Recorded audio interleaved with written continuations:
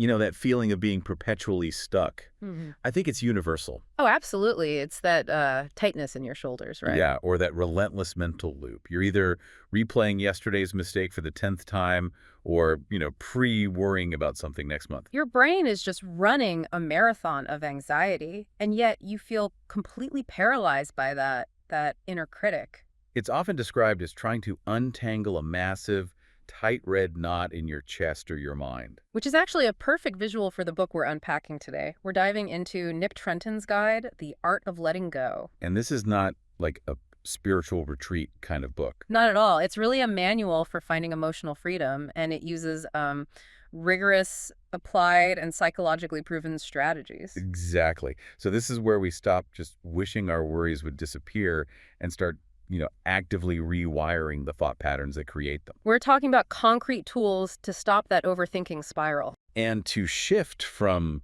the crippling standards of perfectionism to a much healthier pursuit of excellence. Our mission today is pretty straightforward, to extract the core actionable techniques from these pages that you can implement, well, immediately for a clearer mind. And we absolutely have to start with a philosophy that has, it's anchored human minds for thousands of years. Before we even touch modern techniques, we have to look at the Stoics. Right, the dichotomy of control. But that's it. It is the foundation upon which all these other letting go techniques are really built. Okay, so let's unpack this core idea from Epictetus. He basically divides all of existence into two buckets. Two buckets, exactly. Hmm. Things that are entirely within our power and things that are completely outside of it. It sounds a little simple, maybe, but when you genuinely internalize it, the weight it can remove it's profound. It is the bedrock of inner peace. The things within our power are purely internal. Like what, specifically? Well, our opinions, our judgments, our motivations, our desires, and ultimately our own personal actions. Anything that is purely of our own making. Okay, so if that's what we control, what are the big items we absolutely do not control? Because that's where most of our anxiety seems to live.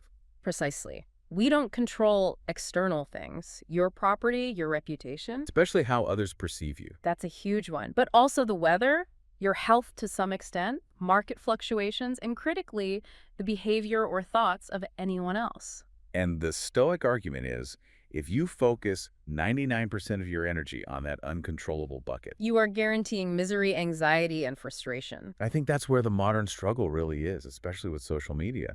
We feel like we can control our reputation, so we pour all this mental energy into managing every external metric. But it's an illusion of control. Think about the student scenario from the book. Okay.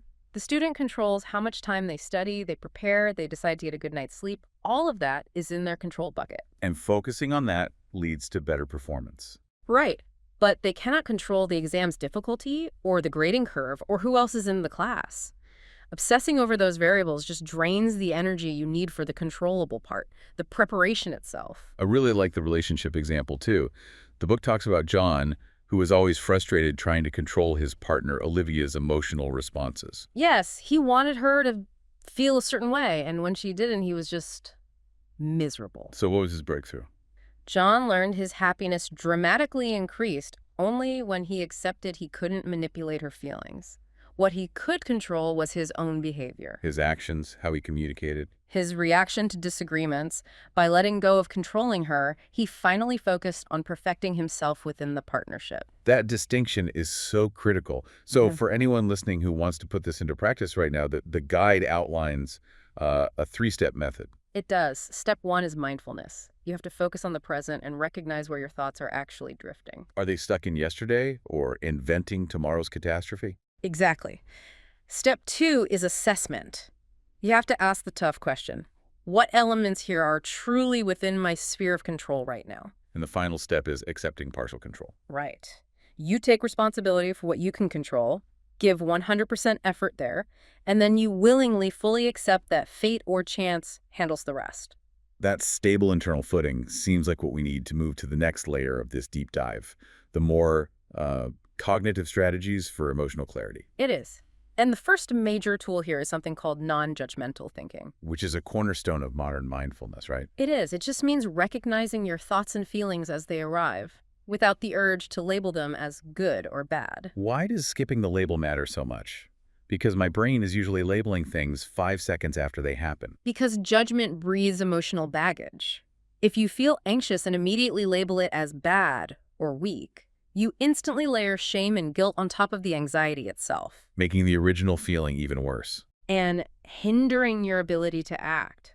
Non-judgmental observation lets you look at the thought objectively, which reduces the stress and creates space for a constructive response. This reminds me of that reframing example.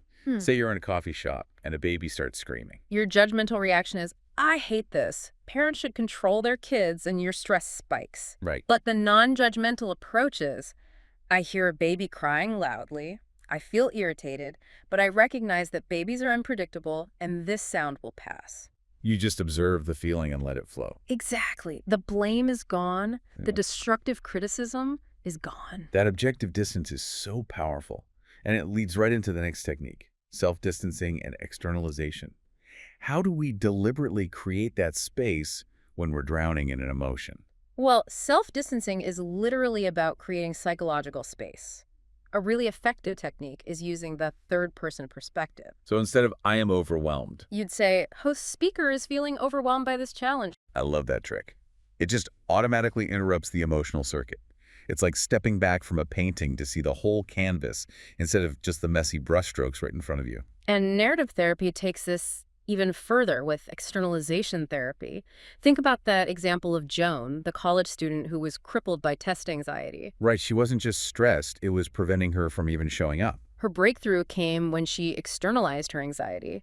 She saw it as an enemy separate from herself. She even named it. She called it the jitters. Right. By externalizing it, she stopped internalizing it as a flaw in her character.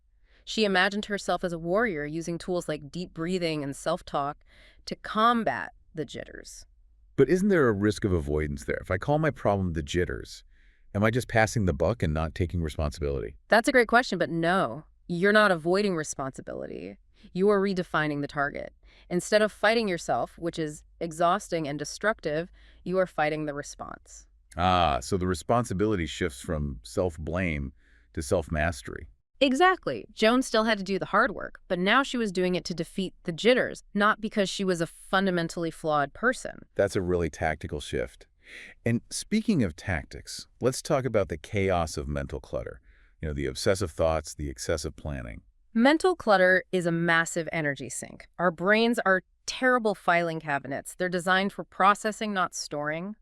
When you keep 40 things swirling around, you create this cognitive load that just annihilates productivity. And the remedy for this is actually really elegant and simple. The brain dump technique. Yeah, from David Allen. The mechanics are key to the relief it provides. You set a timer, say, for 10 minutes, and you write down everything that's on your mind. The key is zero filtering, right? Zero filtering. Just let it all flow onto the page. The argument, the email, the dentist appointment, all of it. But the genius of it isn't just emptying your head. It's what comes next. That's right. The goal isn't just a messy list. It's to organize the chaos. You have to review the dump, identify what's actionable, and then prioritize those items. Based on urgency and impact. And that moment of prioritization is what prevents the overwhelm. You are consciously deciding that only 3 things on that list are truly urgent. It is control over your attention. That attention management leads us directly into overcoming one of the most paralyzing mindsets of all, perfectionism. Which is so important to address because it's often seen as a virtue. But it's toxic. It's totally toxic. It sets impossible standards which lead to self-criticism, anxiety, depression, and paradoxically less productivity because people get so afraid of failure they never even start. The antidote the book proposes is a philosophical shift called excellentism. Yeah, from the psychologist Patrick Gaudreau. Excellentism is maintaining high standards without sacrificing your mental health. So you're still striving for your personal best. Consistently, but, and this is critical, it decouples your identity from the outcome. The focus is on the quality of the effort, not the infallibility of the result. So it's not about being flawless. It's about knowing mistakes are just signposts toward a better effort next time. Exactly. You embrace mistakes as growth opportunities. You celebrate progress over some fixed, perfect endpoint. And that's where non-attachment links right back to Stoicism. And this feeds directly into the larger challenge of embracing change. Change is terrifying because of loss aversion, loss of control. And just the sheer effort and discomfort of starting something new. But to manage change, we have to understand the emotional cycle is predictable. Knowing the stages helps you realize that doubt and wanting to quit are normal, not a sign of failure. Right. So let's track those 5 stages, maybe with the example of starting a new gym routine. Okay, perfect. Stage 1 is uninformed optimism. You sign up, you buy new clothes, you're excited, you're completely unaware of the actual cost and effort. Then comes stage 2, informed pessimism. The alarm goes off at 6 a.m. for the third time, you're sore, and the reality of the effort hits you. Doubt sets in. And that leads right to stage 3, the valley of despair. This is the critical point. You're exhausted, you see minimal results, and the temptation to quit is overwhelming. This is where most people abandon their goals. It is. But if you push through, you enter stage 4, informed optimism. You start seeing real progress. The routine feels less painful, hope is restored. And finally, stage 5 is success and fulfillment. Just knowing the valley of despair is a natural part of the process must provide the resilience to keep going. It normalizes the struggle. Absolutely. You don't judge yourself for wanting to quit. You just recognize the feeling as the valley of despair and focus on the effort, not the emotion. Okay, now let's talk boundaries, which are really the ultimate expression of letting go of other people's expectations. And we had to start with our media environment. The research is so clear on this. Constant exposure to negativity, doom scrolling, it just floods your brain with anxiety and sadness. So conscious consumption is essential self-care. Yeah. It means limiting exposure, but also really introspecting on whether the content aligns with your values. And setting those hard time limits on the apps. A great strategy the authors suggest is running a value test on everything you consume. The value test. Yeah. Ask yourself, does this content help me learn? Does it help me connect with others? Or does it bring me joy? And if the answer is no to all three, you're just wasting bandwidth and injecting negativity. Time to let it go. And that same rule of engagement extends, maybe most critically, to personal relationships. For sure. You need to identify the key signs of toxicity. Emotional exhaustion after you see them, feeling diminished, or finding that your core needs are just consistently disregarded. Setting those boundaries is an act of self-preservation, but it's often filled with the fear of confrontation. And this is where the advice is so actionable. When you decide to distance yourself, the guide says do not overly justify your decision. Why is over-justification so risky? Because it hands ammunition to a toxic person. Right. They will use your justifications to manipulate you or argue back. A concise, firm statement is all you need. Something like, this relationship dynamic isn't healthy for me anymore. That's perfect. You owe them clarity, not a debate. Prepare that script beforehand. That's very practical. But we should also acknowledge the nuance here. I mean, the toxic label can sometimes oversimplify things. It can. Letting go isn't about running from all conflict. It's about disengaging from repetitive, draining cycles that contribute nothing to your growth. And finally, that brings us to the profound act of forgiveness, which is really an act of self-care, first and foremost. It is. It's about releasing your own anger and resentment, unburdening yourself from the past. Forgiveness benefits your mental and physical health, regardless of whether the other person deserves it. So how do you start that process? The guide breaks it down into the 4 Ds. Right. First is deep diving. You reflect honestly on the offense and its effect on you. Second, deciding. You determine what forgiveness actually means for you personally. Is it a full release or just deciding to stop letting the anger consume you? Exactly. Then comes doing. This is the active work of trying to understand the offender's perspective, not to excuse their actions, but to foster empathy. This is purely for your own psychological release. To minimize the power the offense still holds over you. And the last D. Deepening. Reflecting on the personal growth that came from the act of letting go. How did that challenge actually change you for the better? Wow. We have covered a remarkable amount of ground, from ancient Stoic philosophy to modern narrative therapy. We have, from the dichotomy of control to non-judgmental thinking, and choosing excellentism over perfectionism. Prioritizing effort over a flawless outcome. The overarching takeaway is that letting go is not passive at all. It's the most active thing you can do. It's a continuous, intentional journey. Fueled by effort, resilience, and self-compassion. Absolutely. And ultimately, forgiving others and eventually forgiving yourself for your own past mistakes is the greatest act of personal liberation. Which brings us to our final provocative thought. If the Stoics advocate accepting what we cannot control, external events, criticism from others, how do we balance that with the active, constructive fight we need to wage against the things we internalize but desperately want to change, like the inner critic or perfectionism? The balance is realizing that the fight is internal, confined only to the things within your power. So you accept the traffic jam, but you fight your internal judgment that it's ruining your day. Precisely.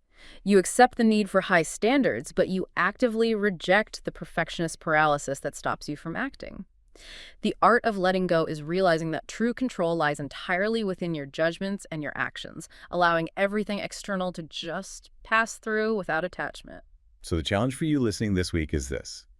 Identify one area where you habitually seek perfection and instead focus solely on excellent, present moment effort. See how quickly the outcome stops being your master.